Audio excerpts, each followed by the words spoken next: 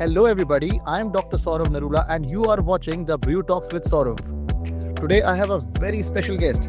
She's flown in from New Zealand specially for the show. Her name is Jazz Kaur and she owns the company Reliable Immigration. उनकी expertise है New Zealand की immigration, चाहे आपको student visa चाहिए हो या residency visa चाहिए हो.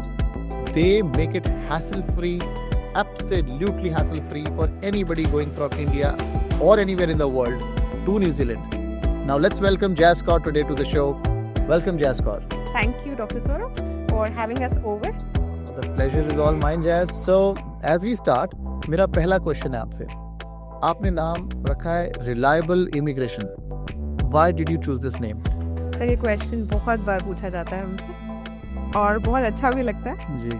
Sir reliability sir immigration world में सबसे बड़ी प्रॉब्लम है कि you can not trust anyone and everyone. Reliability and transparency is something everyone is looking for. तो इसलिए हमने सोचा कि नाम कुछ ऐसा होना चाहिए कि जो भी आपके पास आए पहले तो नाम सुनते ही वो ये सोचे yes, these are my people. तो इसलिए हमने नाम रखा Reliable Immigration. जैसे मेरा अगला क्वेश्चन आपसे कि जब स्पेशली स्टूडेंट्स इंडिया से न्यूजीलैंड जाते हैं तो बहुत से चैलेंजेस हैं उनके पास, जाने से पहले, पहुंचने के बाद. आपकी क्या हेल्प है उन्हें? सर इसमें दो कैटेगरी ऑफ चैलेंजेस मैं कैटेगराइज करूंगी. One is pre departure and then after landing. जी. सो प्री डिपार्चर स्टार्ट होता है द मोमेंट बच्चा हमारे कांटेक्ट में आता है, starting from recommending them the right course, right college and then उनको गाइड करना कि आपकी एंड टू एंड जर्नी क्या रहेगी. जी. सो ये हो गया प्री डिपार्चर. जी. उसके बाद जब एक बार हमने एडमिशन करवा दिया, आपका वीजा आ गया, हमारी रिस्पॉन्सिबिलिटी और बढ़ जाती है. अच्छा. बिकॉज जैसे वो फ्लाइट लेता है एंड लैंड करता है देन वो सोलली हमारी रिस्पॉन्सिबिलिटी हो जाता है. देन जब तक स्टार्टिंग फ्रॉम लैंडिंग हम उनको पूरा सेटलमेंट का पाथ नहीं दिखा देते, वो सारा कुछ रिलायबल कवर करता है.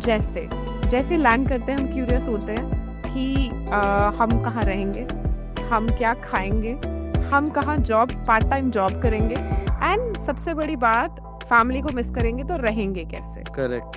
तो ये कॉमन चैलेंजेस हैं जिसके लिए हम लोग पास्टोरल सर्विस प्रोवाइड करते हैं, जिसमें जैसे ही बच्चा लैंड होता है तो I personally go and meet them, provide them a brief. एक ओरिएंटेशन होता है जिसमें हम उनको सब बताते हैं कि आपको कहाँ से ट्रेन लेनी है, आपको कॉलेज कैसे जाना है. Then we talk about medical system कि अगर आपको कुछ भी होता है you need to enrol and have a GP. Okay. Also you need to open a bank account. हमारा स्टाफ आपके साथ बैंक भी जाता है जो आपको हेल्प करता है कि कल को अगर आपको कोई प्रॉब्लम आ रही है सो वो भी एक हैसल फ्री टास्क कंप्लीट हो जाए. So 20 years back, I studied in London. So getting a bank account done initially was a big problem because in those times we used to have traveler's check. इस तरह से नहीं था जैसे आज इतना फिर भी सुविधा है. ट्रैवलर्स चेक हुआ करते थे, उनको कैश कराना पड़ता था. सो आई डेफिनेटली नो कि वो क्या चैलेंज है एज अ स्टूडेंट, क्योंकि हम एक दूसरी कंट्री में जाते हैं. पहले तो कल्चरल शॉक हो जाता है, सिस्टम शॉक हो जाता है. आप यहाँ से गए एक अलग सिस्टम में, वहाँ जाते हैं सिस्टम ही अलग है. उसको आप कैसे ब्रिज करते हो? सर सबसे बड़ी बात, मैं खुद एक इंडियन हूँ. I am born and bought up in India, although I have travelled the world, but coming from the same shoes मैं खुद पर्सनली सब अपने क्लाइंट्स या बच्चों के साथ, जिनको भी स्टूडेंट्स को हम यहाँ पर बुलाते हैं, वो हमारी रिस्पॉन्सिबिलिटी होते हैं. I do coffee catchups with them. मैं कॉन्स्टेंटली उनके साथ फ़ोन पे टच में रहती हूँ एंड जो भी हम एक काउंसलर असाइन करते हैं जो उनकी ऑलमोस्ट यू कैन से मंथ टू मंथ प्रोग्रेस उनसे बात करते रहते हैं, so that not even just the regular challenges जो उनको डेली लाइफ में आ रहे हैं कि कॉलेज पहुंचने में प्रॉब्लम है, वेदर कंडीशन है, कार चाहिए या कुछ, फाइनेंस का भी हम लोग अरेंज करवा देते हैं. लेकिन हम उनको मेंटल हेल्थ पे भी थोड़ा बहुत गाइड करते हैं बिकॉज आजकल आपको सबको पता है कि आफ्टर कोविड हमने समझा है मेंटल हेल्थ कितनी इम्पोर्टेंट है. सो मेरे लिए रिलायबल एक फैमिली की तरह है. So the way I am with family, this is how we keep all our clients like that.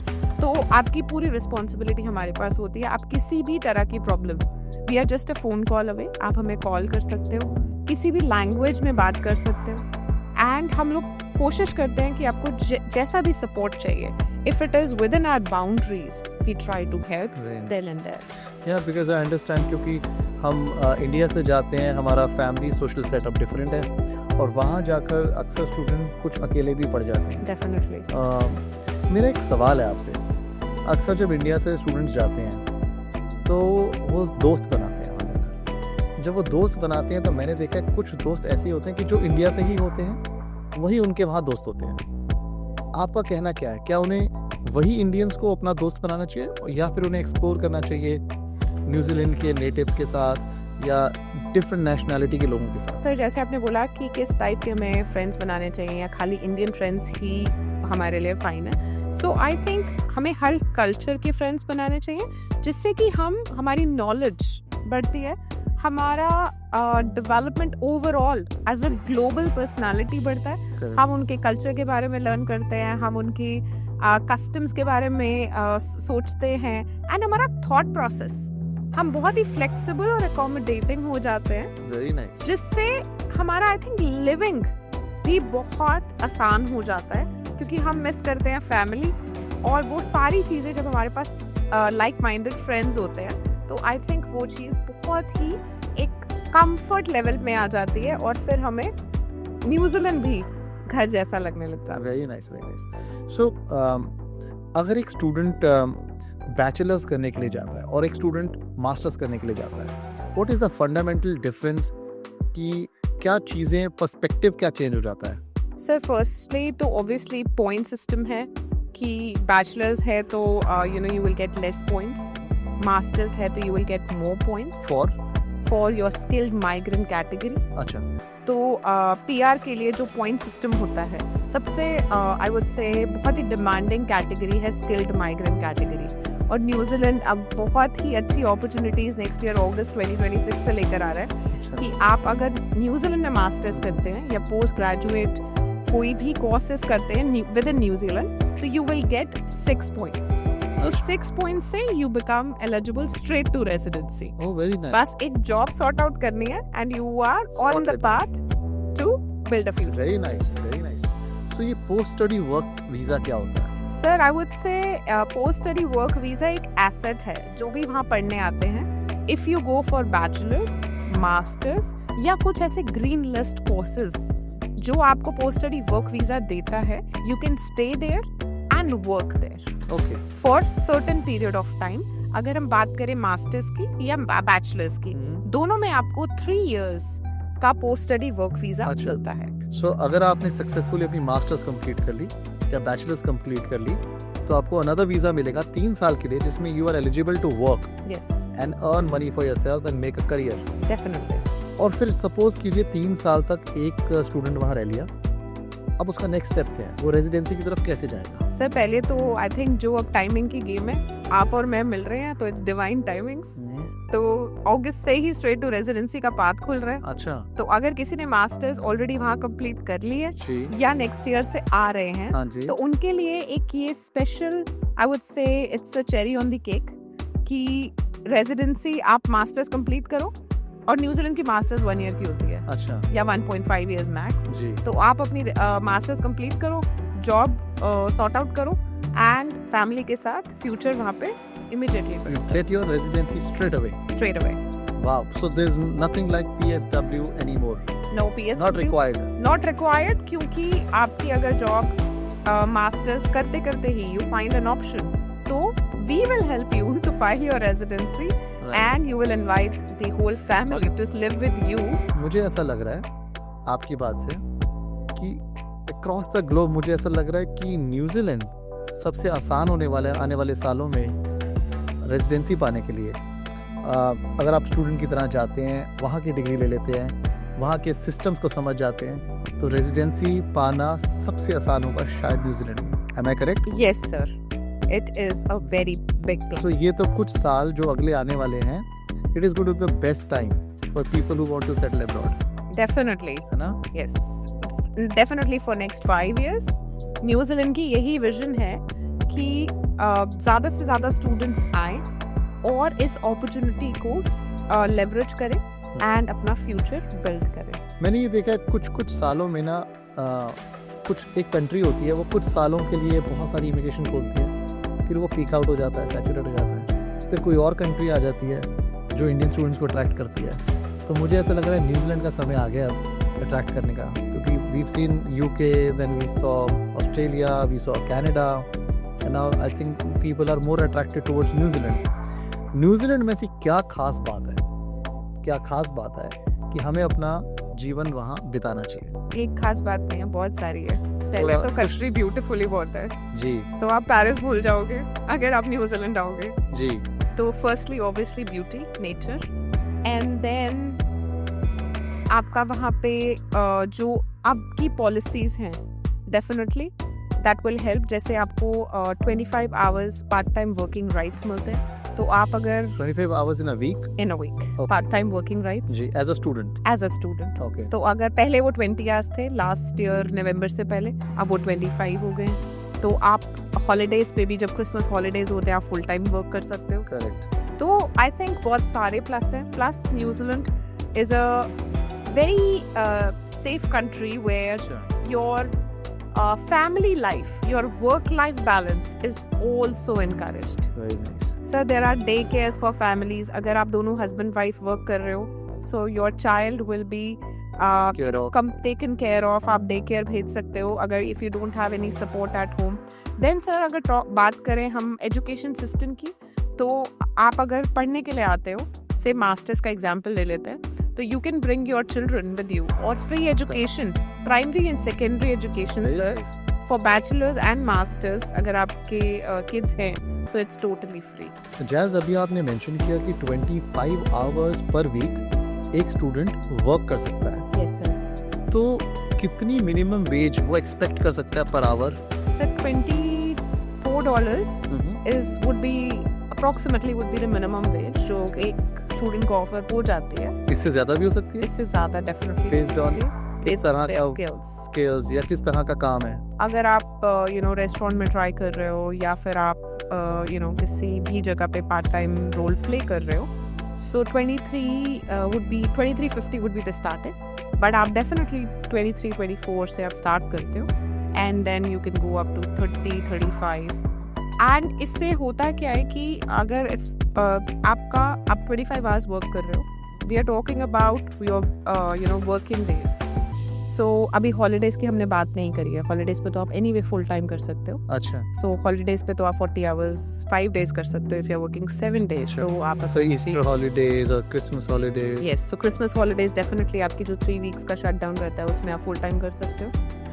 Easter break रहता है। सो अगर हम बात करें $24 इन आवर अगर आप ले रहे हो, सो टाइम्स 25, आप easily you can make $500 to $600 a week. Say $2,400 a month? Approximately, yes. Say if you work, so अगर 100 hours काम कर रहे हैं और $24 per hour है, तो $2,400 per month. Yes sir.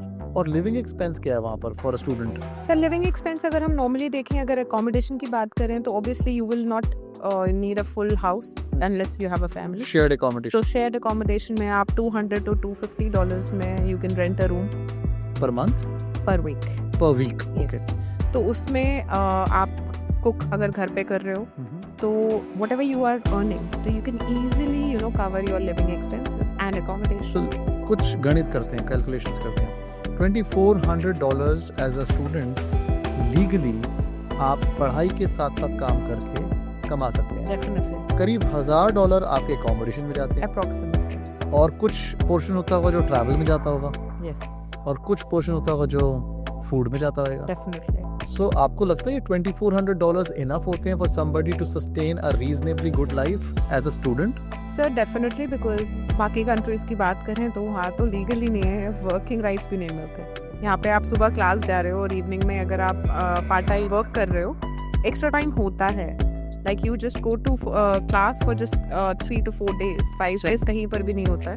तो मास्टर्स की बात करें तो इट जस्ट 4 days या 3 days या 3.5, so you save lot of time in a week. So इसका मतलब जिंदगी, अगर आप थोड़े से भी कर्मठ हैं, थोड़े से भी डिसिप्लिन हैं, आप पढ़ाई करना चाहते हैं, साथ साथ काम करना चाहते हैं, तो you can make good living by yourself, और आप अपने खर्चे खुद उठा सकते हैं। Definitely sir, it comes with discipline, consistency, वो बहुत ज़्यादा ज़रूरी है। अगर आपका ये है कि पापा ने फीस पे कर दी और हम वहाँ जाके ऐश करेंगे तो सर फ्यूचर तो वो भी ठीक है, उनकी मर्जी है। So again it depends on what you are looking for, what's your end goal. Right, my point was कि मैं ये जानना चाह रहा था कि अगर हम पार्ट टाइम जॉब करते हैं तो क्या ये इनफ है हमारी लिविंग एक्सपेंसेस को करने के लिए। तो आपने बताया कि लिविंग एक्सपेंसेस हम निकाल सकते हैं with part time job, which is a very good thing, क्योंकि ये एक बहुत ज़्यादा सिक्योरिटी देता है एज ए स्टूडेंट जब आप जाते हैं, क्योंकि खर्चा इंडिया के मुकाबले काफ़ी ज़्यादा हो जाता है। डेफिनेटली। और मेरा अगला सवाल है कि अगर हमने मास्टर्स करनी है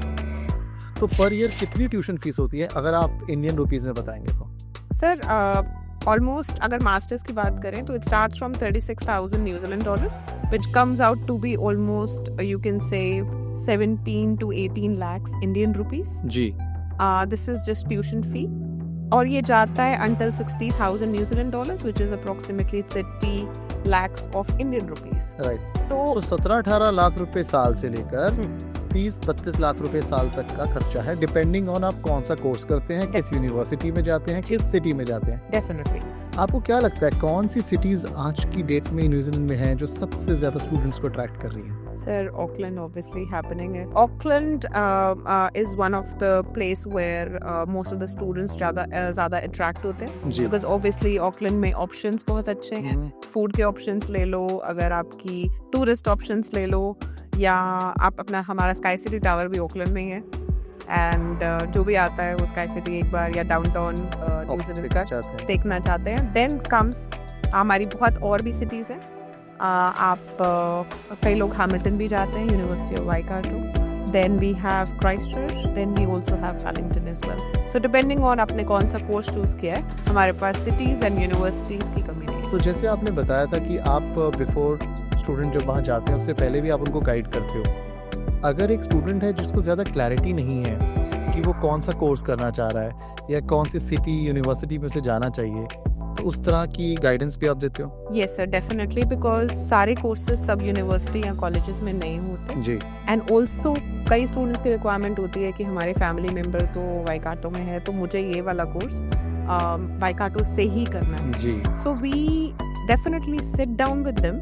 इसीलिए हम काउंसलिंग में ज़्यादा टाइम लेते हैं कि हम उनकी सारी एक्सपेक्टेशंस के साथ हर चीज़ को अलाइन करके ही उन्हें गाइड करें कि you should come here based on your funds, based on your future plans. तो अलाइनमेंट उसी तरीके से होता है। अक्सर ये देखा जाता है कि बहुत सारे एस्पिरेंट्स हैं बाहर जाने के, लेकिन वीज़ा जो है वो हर किसी को नहीं मिल पाता। क्या मेजर चैलेंजेस हैं जो वीज़ा में आ जाते हैं और कैसे आप हेल्प करते हैं कि लोगों को वीज़ा ज़्यादा से ज़्यादा सक्सेसफुली मिल जाए? आई थिंक सर ये बहुत सबका, जो भी स्टूडेंट बाहर जाना चाहता है ना, सबसे बड़ा pain point is about their documentation. या तो उनको फर्स्टली वो किसी भी एजेंट को एंगेज कर लेते हैं एंड दैट्स वेयर हम आते हैं, reliable, because obviously we are licensed immigration advisers.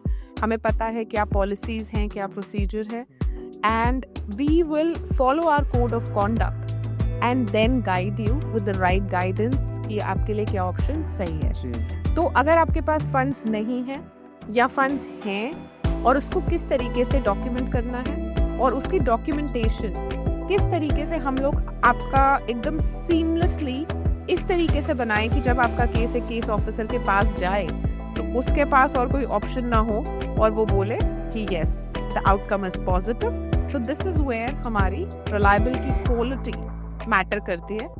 And हम लोग जनरली अपने स्टूडेंट्स को ये बोलते हैं कि कभी भी ऑफशोर आप अनलाइसेंस्ड एजेंट को एंगेज ना कीजिए, बिकॉज हमने इस ईयर में ही आई वुड से मोर देन 30 ऐसे केसेस रिजॉल्व किए हैं जिसमें उनके 1 से 2 डिक्लाइन थे, एंड बिकॉज उनके पास इनफ इंफॉर्मेशन नहीं थी कि what would be right in their case. मैं समझता हूँ कि एक अच्छा इमिग्रेशन एजेंट को ये नॉलेज बहुत ज़रूरी है कि वीज़ा ऑफिसर किस तरह सोचता है। डेफिनेटली। और कंप्लायंसेस बहुत एहतियात से करने चाहिए, नहीं तो एक एलिजिबल कैंडिडेट भी रिजेक्ट हो सकता है अगर एजेंट ने गलती कर दी तो। I would take an example sir, अभी रिसेंटली बहुत ही क्वालिफाइड और एक स्किल्ड हमारे क्लाइंट थे। उन्होंने हमारे पास आए और बोला कि हमें वीज़ा फाइल करना। थोड़ा सा रश में थे, सो उन्होंने भी वही गलती करी जो हम डिस्कस कर रहे हैं। उन्होंने सोचा कि इंफॉर्मेशन ले लेते हैं एंड फाइलिंग हम किसी ऑफशोर एजेंट से करवा लेंगे। सो सर उनका एक ही हफ्ते बाद हमारे पास कॉल आ गया कि जैज़ मैम डिक्लाइन आ गया है। और एक डिक्लाइन नहीं था सर, फैमिली के 3 वीज़ास डिक्लाइन हो गए थे। और एक डिक्लाइन का मतलब है जिंदगी भर की mark. It is like an indelible mark on your passport. और आप किसी भी और कंट्री भी ट्रैवल करेंगे, हर कंट्री पहले पूछती है have you ever been rejected a visa? Yes. Why? Yes. तो एक बार रिजेक्शन का मतलब है बहुत बड़ी समस्या।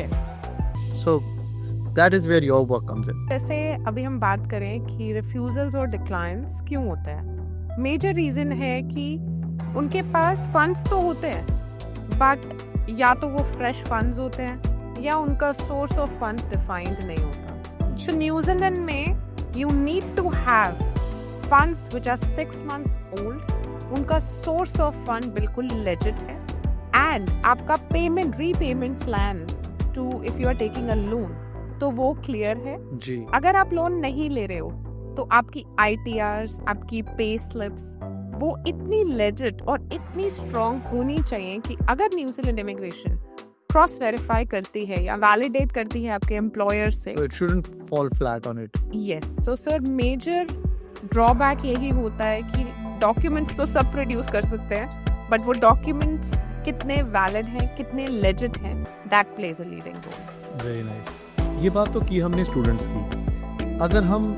इंडिया से जाना चाहते हैं और न्यूजीलैंड में जॉब करना चाहते हैं तो उसके लिए आपके पास क्या सॉल्यूशंस है? सर उसमें हम एम्प्लॉयर्स के बेस्ट फ्रेंड्स बन जाते हैं। अच्छा। सो अगर आप न्यूजीलैंड बेस्ड बिजनेस हैं तो हमें सबको पता है कि कोविड के बाद बहुत सारे चैलेंजेस आए। सो न्यूजीलैंड में as per the norms, in case आपको अगर माइग्रेंट वर्कर्स हायर करने हैं फ्रॉम ओवरसीज तो आपको you need to be accredited. जी। तो किस टाइप की एक्रेडिटेशन होगी, कितने number of people you can hire, so there is a process. So firstly we guide employer कि आपको कौन सी एक्रेडिटेशन के लिए जाना चाहिए। अब यहाँ पे बहुत मिथ आता है कि हमने रिसेंटली बिजनेस खोला है तो हम माइग्रेंट हायर नहीं कर सकते, हम प्रॉफिटेबल नहीं हैं तो हम एक्रेडिटेड नहीं हो सकते। सो इन दैट वे अगेन हम जैसे स्टूडेंट्स की काउंसलिंग करते हैं ऐसे ही हम एम्प्लॉयर्स को भी गाइड करते हैं right from start to finish कि एक्रेडिटेशन पॉसिबल है, but we will guide you what is the process based on your situation। जी। उसके बाद आता है जॉब चेक। जॉब चेक होता है कि जिसमें एम्प्लॉयर किस रोल के लिए हायर कर रहे हैं। There are skilled roles and there are low skilled roles. तो उसमें आती हैं कैटेगरीज 1, 2, 3 एंड 4, 5। 4, 5 के लिए थोड़ा चैलेंजिंग है कि आपको वर्क इन इनकम को एंगेज करना पड़ता है, जहाँ पे हमें बताना पड़ता है कि न्यूजीलैंड में क्या अवेलेबिलिटी है उस रोल के लिए। अगर है तो obviously those people would be preferred. Correct. अगर नहीं है तो यस कुछ सर्टेन क्राइटेरिया है, वो फॉलो करने के बाद ही एम्प्लॉयर 4 और 5 लेवल के रोल्स के लिए ओवरसीज से माइग्रेंट हायर कर सकते हैं। सो आपने ये बताया कि आप एम्प्लॉयर्स को गाइड करते हैं, क्या सर्विसेज है ऐसे लोगों के लिए जो यहाँ से न्यूजीलैंड जाकर जॉब करना चाहते हैं? उनके लिए अगेन डिफरेंट पाथवेज हैं। You can apply to different job portals. There are some portals like Seek, LinkedIn and other various portals जहाँ पे आप जॉब अप्लाई करो based on the description. In case you get shortlisted तो हम उसमें भी guide करते हैं, लेकिन आपके पास जॉब ऑफर होना चाहिए। हम आपको जॉब नहीं दिलवा रहे, बट डेफिनेटली हम आपको असिस्ट करेंगे in getting the visa, in getting the those process. visas sorted if you have a job offer in place. Correct. Very nice. That visa is called AEWV, Accredited Employer Work Visa. Okay. Yes. So that's how the process works for an employee and an employer.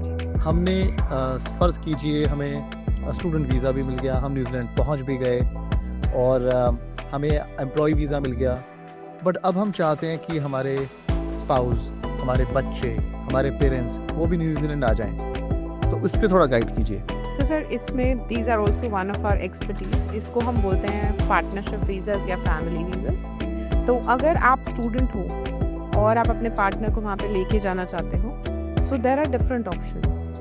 आपको obviously tourist general visitor visa तो है, जी but अगर आप साथ रहे हो थोड़ा time तो we can go for work visa. अगर आप वहाँ पे रेजिडेंट हो या सिटीजन हो, हाँ जी then we can go for your residency options as well. Ji. And we specialize in these type of visas. थोड़ा और खुल के बताएं इस वीज़ा के बारे में। So sir, बहुत सारी situations हैं। जैसे एग्जांपल लेते हैं कि अगर आप वर्क वीज़ा पे हैं न्यूजीलैंड में, वहाँ पे काम कर रहे हैं, आपको 2-3 years हो गए एंड आप सोचा, मम्मी पापा ने बोला कि यू नो लेट्स शादी करने का टाइम आ गया है, आप जाते हो एंड आप शादी करके आते हो एंड देन आप ये सोचते हो अब मैं अपनी फैमिली मतलब अपने स्पाउस को कैसे यहाँ पे लेकर आऊँ, तो डेफिनेटली आप इमिडिएटली आप पार्टनरशिप वर्क वीज़ा नहीं अप्लाई कर पाओगे। बट ऐसा नहीं है कि ऑप्शंस नहीं है, ऐसे में हमारे पास कल्चरली अरेंज्ड मैरिज वीज़ा है, विजिटर वीज़ा है। So again based on situation हम आपको गाइड करते हैं करेक्ट। एंड आपकी सिचुएशन के अकॉर्डिंग कौन सा बेस्ट ऑप्शन है, फिर हम आपको उस पाथ पे लेकर आते हैं and finally we guide you from visitor visa to residency option. Students या एम्प्लॉयज़ जो भी न्यूजीलैंड जाना चाहते हैं, सबके दिमाग में कुछ ऐसी चीज़ें होती हैं, कुछ फियर होते हैं। कोई ऐसे मिथ हैं जो आज आप ब्रेक करना चाहते हो इस पॉडकास्ट के माध्यम से? डेफिनेटली सबसे पहला मिथ तो मैं क्लियर करना चाहूँगी कि हमारा 10 years का गैप है स्टडीज़ में, तो क्या हम स्टूडेंट वीज़ा फाइल कर सकते हैं? आंसर इज यस, कर सकते हैं। अगेन आपकी सिचुएशन पर डिपेंड करता है। Second, if we talk about हमारी एज बहुत हो गई है तो हम स्टूडेंट वीज़ा डाल सकते हैं। अगर हम ऑस्ट्रेलिया का एग्जांपल लें तो ऑस्ट्रेलिया में आफ्टर एज ऑफ 42 आप post study work rights limited हो जाते हैं, बट न्यूजीलैंड में अगर आप रेजिडेंसी भी डालना चाहते हैं तो उसकी भी एज लिमिट 55 है। Oh really? यस, मतलब आप अंटिल 55 तक यू आर एलिजिबल कि आप वहाँ जाकर रेजिडेंसी दे सकें। डेफिनेटली। मुझे ये बताएं कि इन्वेस्टर वीज़ा क्या है?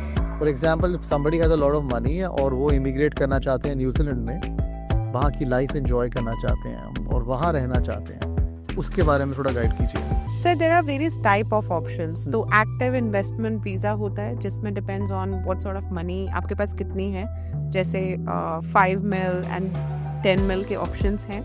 तो हम अकॉर्डिंगली आपका इंटरेस्ट, आपके लॉन्ग टर्म गोल्स, आपकी फैमिली में कौन कौन आना चाहता है, उसके अकॉर्डिंग आपका प्रॉपर सेशन लेते हैं एंड देन आपकी एक प्रॉपर असेसमेंट भी करते हैं और उसके बाद आप डिसाइड करें कि आपके लिए कौन सा ऑप्शन बेटर है। पर ये ऑप्शंस हैं अवेलेबल? ये ऑप्शंस भी हैं। Very nice. So you can go as a student, Yes, you can go for job, definitely. and you can go as an investor, you can go as a relative like a father, mother, spouse, Yes. children.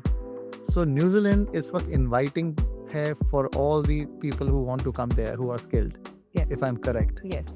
So we've learned a lot today from Jazz Kaur about immigration to New Zealand, और मुझे ऐसा लगता है that आज आपने बहुत सी चीज़ें ऐसी हैं जो हमारे दर्शकों के माइंड में क्लियर कर दी हैं, and we wish, hope and pray that you do wonders in your life and in your business. All the luck to you. Thank you so much. Thank you, Saurabh sir, for your time today. I think बहुत मज़ा आया आज आपसे बात करके, New Zealand के बारे में डिस्कस करके, जी। एंड बहुत सारे हमने मिथ्स एंड प्रॉब्लम्स के बारे में डिस्कस किया जो I think would be very helpful for everyone, and I am looking forward to our catch-ups together and more often. Thank you. Pleasure was all mine, Jazz. Thank you for coming over.